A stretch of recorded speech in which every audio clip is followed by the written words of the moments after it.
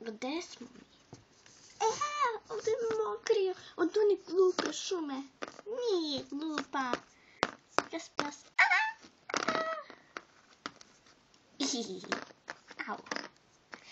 Kupanje. Bljak.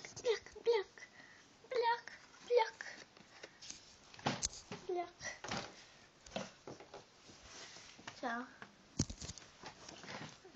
Butterfly. Od kad si ti poni?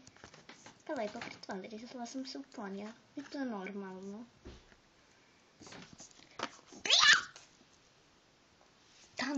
Tan. Možda ipak ja nisam ta Butterfly. Onda si ti Flutter Cake. A gdje si ti vidjela Flutter Cake? Nemam pojma.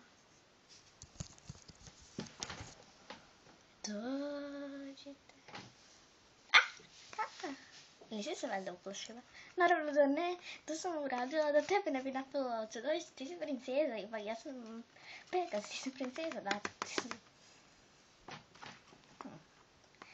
Ja sam Zef, mali Zelfi. Ne trebaš da ih plašiš. Aj, mi sam neka drugarica.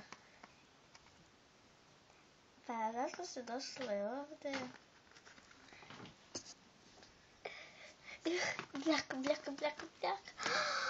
Prelepo je.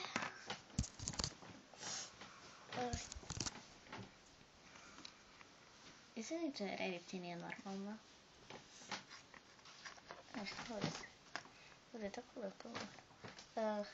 Ostale su vode da im bude toplije i suvo. Zato što je padala kiša.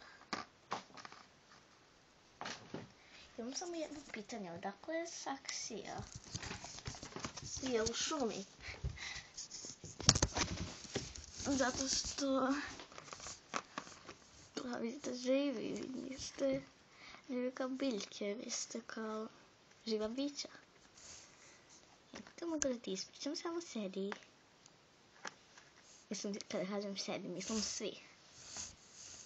Ja to isto nisam znala. A sve ću se one priče. A da.